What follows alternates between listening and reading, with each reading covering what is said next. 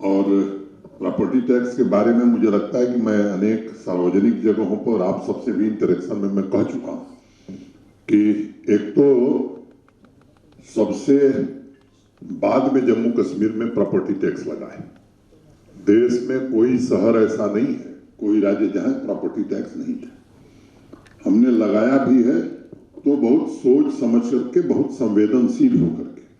अगर मैं तुलना करता हूं दिल्ली, बंबई या चंडीगढ़ से नहीं, आसपास के जो हमारे राज्य हैं, अगर मैं तुलना करूं अंबाला से, अगर मैं तुलना करूं शिमला से, अगर मैं तुलना करूं देहरादून से, जो हिली स्टेट्स हैं उनसे साथ भी मैं तुलना करूं, तो उनकी तुलना में 1/10 से भी कम टैक्स यहाँ लगाया गया है। 40% लोग शहरों में जो रहते हैं उन पर कोई टैक्स नहीं। मैंने मोटे तौर पर 5,20,000 घर हैं शहरों में, जिसमें 2,06,000 लोगों पर कोई टैक्स नहीं लगा है। 2,03,600 घर ऐसे हैं जिस पर अधिकतम एक वर्ष में 1,000 रुपया, फिर मैं दोहरा रहा हूं कि एक साल में 1,000 रुपया, और वो भी जम्मू और श्रीनगर के कुछ खास इलाकों में। अगर बाकी शहरों में जाएंगे तो मुझे लगता है कि कहीं 600, कहीं 500, कहीं, मैंने उस वेरिएशन में मैं नहीं जाना चाहता। तो 5,20,000 में से 4,09,600 लोग हैं जो पूरी तरह से बाहर हैं। अब उन लोगों को तो टैक्स देना चाहिए जो 5 लाख 10 लाख रुपया महीना किराया लेते हैं, जो मुंबई, दिल्ली, दुबई में जिनके घर हैं और वहां वो 20 लाख प्रॉपर्टी टैक्स दे रहे हैं, यहाँ 2,000 भी नहीं देंगे तो गरीब आदमी का कल्याण कैसे होगा।